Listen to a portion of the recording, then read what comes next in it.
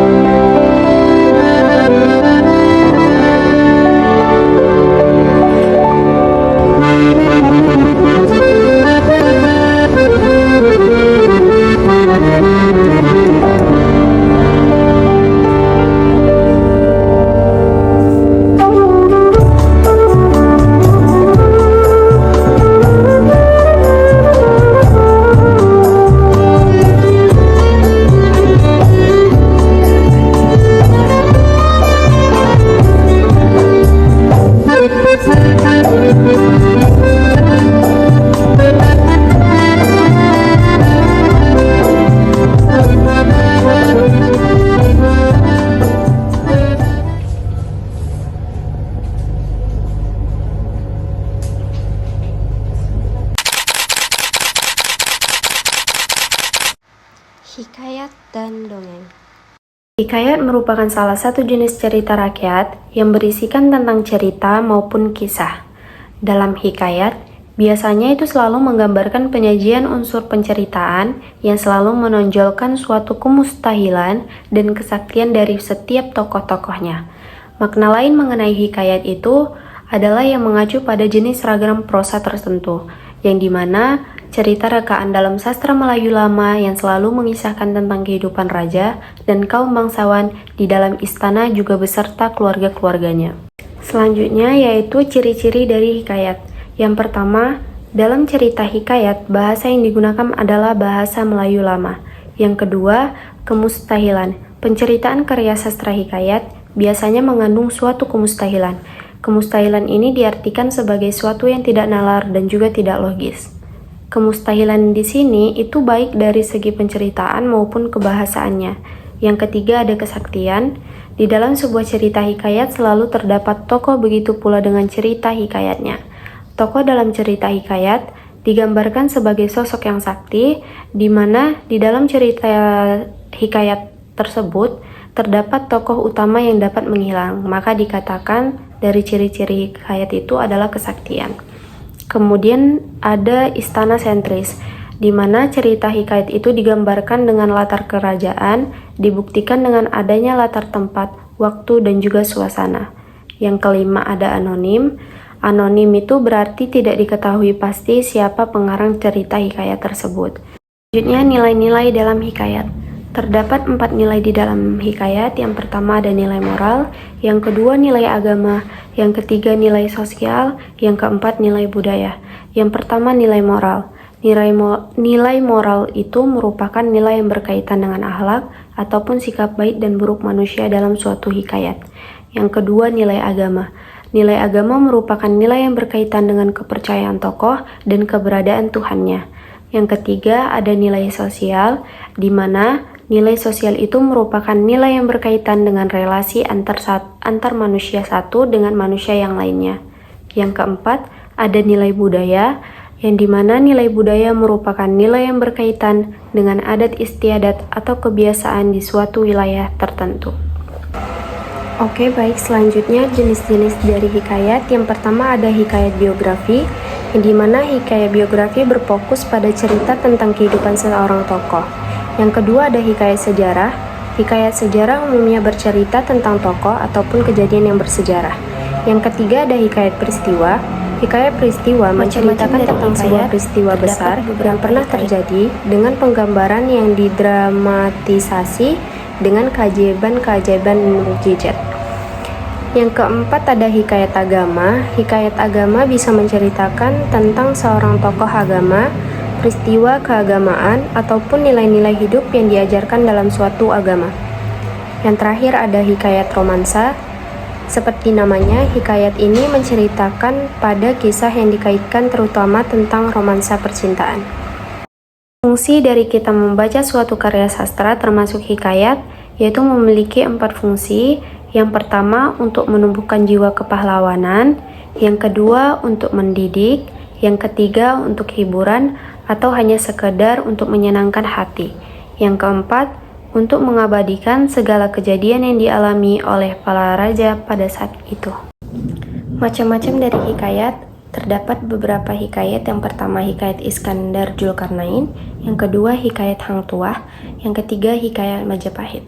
Teman-teman dapat membaca ataupun menontonnya di YouTube maupun Google.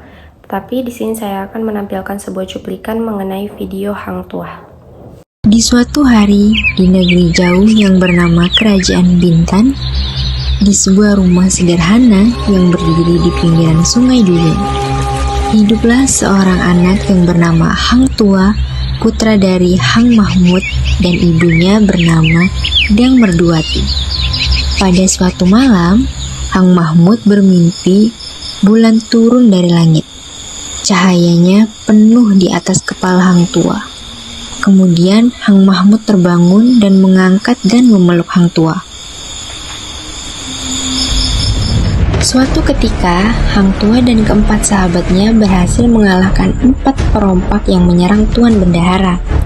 Tuan Bendahara kemudian mengangkat mereka sebagai anak angkatnya.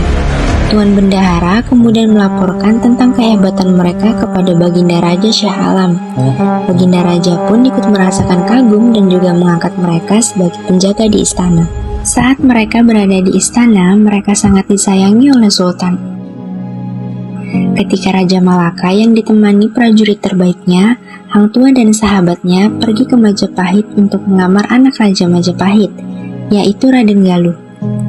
Selama di Majapahit, Pati Gajah Mada yang tidak suka terhadap kerajaan Malaka mencoba membunuh prajurit yang terkenal gagah dan berani, yaitu Hang Tuah. Berbagai cara Pati Gajah Mada membunuh Hang Tuah, tetapi selalu gagal. Seorang pamangsari yang sakti pun tetap dapat dikalahkan oleh Hang Tuah dengan diambil kerisnya. Hang Tuah pun diberi gelar dengan Laksamana. Hang Jebat yang masih iri terhadap Hang Tuah dan dia mengetahui bahwa di antara Hang Tuah dan Tun Teja saling mencintai. Hang Jebat pun menjebak Hang Tuah dan Tun Teja di depan Raja Malaka. Raja Malaka pun marah besar dan menghukum mati keduanya dengan tuduhan berzina. Akan tetapi hukuman itu tidak dijalankan. Tuan Bendahara yang sangat menyayangi Hang Tuah menyembunyikan Hang Tuah di sebuah hutan di hulu Malaka. Diangkat. Itu merupakan salah satu contoh dari cerita hikayat Hang Tuah yang dimana teman-teman dapat menontonnya lebih lanjut lagi di YouTube. Terdapat beberapa nilai yang terkandung di dalam cerita hikayat Hang Tuah. Yang pertama ada nilai sosial tentang cerita keberanian Hang Tuah dan teman-temannya dalam melawan gerombolan bajak laut dan melawan bangsa Portugis. Yang kedua ada nilai cinta tanah air yang dimana Hang Tuah berhasil mengalahkan Tamingsari demi keamanan kerajaan. Yang ketiga ada nilai kesetiaan yang dimana Hang Tuah memberikan kesetiaan menjadi laksamana yang setia dan dipercaya oleh raja. Yang keempat ada nilai kesabaran tentang kesabaran Hang Tuah dalam menerima fitnah dari Patih Kermawijaya. Yang terakhir ada nilai saling tolong-menolong yang dimana ketabahan Hang Tuah yang tetap membantu kerajaan dalam melawan bangsa Portugis meskipun telah difitnah. Pengertian dari dongeng. Dongeng merupakan genre sastra naratif manusia Melayu paling awal setelah mitos. Dongeng adalah genre cerita rakyat lisan yang dianggap tidak benar-benar terjadi oleh khayalannya. Dongeng tidak terikat oleh tempat maupun waktu, karena yang diceritakan di dalam dongeng itu bertujuan hanya untuk menghibur. Struktur dari dongeng. Struktur dongeng memiliki 3 struktur. Yang pertama ada pendahuluan, yang kedua peristiwa atau isi, yang ketiga penutup.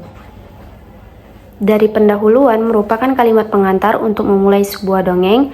Yang kedua peristiwa merupakan bentuk kejadian yang disusun berdasarkan waktu maupun isinya. Yang ketiga merupakan penutup, merupakan akhir dari bagian cerita yang dibuat untuk mengakhiri sebuah cerita dongeng. Ciri-ciri dari dongeng. Yang pertama, menggunakan alur sederhana. Yang kedua, cerita dari dongeng itu singkat dan bergerak cepat. Yang ketiga, karakter tokohnya tidak diuraikan secara rinci. Yang keempat, ditulis seperti gaya penceritaan secara lisan. Selanjutnya, terdapat beberapa jenis-jenis dari dongeng. Yang pertama ada dongeng fabel, yang dimana tokoh utamanya merupakan binatang. Yang kedua ada dongeng legenda, yang dimana cerita rakyat yang ada di kehidupan masyarakat dan berhubungan tentang suatu peristiwa. Yang ketiga ada dongeng mitos yang berhubungan dengan kepercayaan masyarakat terhadap hal yang tidak masuk akal. Yang keempat ada dongeng sage, yang dimana dongengnya menceritakan atau mengisahkan tentang sejarah dari tokoh tertentu yang memiliki kebaikan, keberanian, kesaktian, dan kepahlawanan. Yang kelima ada dongeng jenaka. Dongeng jenaka atau lelucon adalah cerita lucu yang diperankan oleh tokoh-tokohnya. Yang terakhir ada dongeng parabel, yang dimana dongeng itu menceritakan dan terkandung nilai-nilai pendidikan, baik itu pendidikan agama, moral, ataupun pendidikan secara umum yang disampaikan secara tersirat. Contoh dongeng di kalangan orang Melayu Riau. Terdapat beberapa contoh. Contoh yang pertama, dongeng asal-usul Selat Nasi, dongeng asal mula Kerajaan Bukit Batu, asal mula 5 nama daerah Talang, asal mula Kampung Bala Merah. Berbagai cerita dongeng dari asal-usul terdapat di kalangan orang Melayu Riau, seperti yang telah dikumpulkan oleh Pusat Penelitian Kebudayaan dan Kemasyarakatan Universitas Riau. Di sini saya akan sedikit menampilkan sebuah video mengenai dongeng asal-usul Selat Nasi. Pada salah satu wilayah terluar di Indonesia, terdapat sebuah perairan yang bernama Selat Nasi. Selat Nasi merupakan perairan yang memisahkan antara Pulau Subi Besar dengan Pulau Subi Kecil. Dua pulau ini masuk ke dalam wilayah Kabupaten Natuna, Provinsi Kepulauan Riau. Namun, pada zaman dahulu, Pulau Subi Besar dan Subi Kecil belumlah terpisah seperti sekarang. Ada cerita yang menyebabkan terpisahnya pulau tersebut. Bagaimana ceritanya? Mari kita simak bersama dalam kisah berikut ini. Tersebutlah seorang datuk yang sangat kaya raya tinggal di Pulau Subi. Datuk kaya tersebut tinggal bersama istrinya yang bernama Cik Wan dan putri sematawayang mereka, Nilam Sari. Semua orang di Pulau Subi mengenal datuk tersebut dan memanggilnya dengan sebutan Datuk Wan.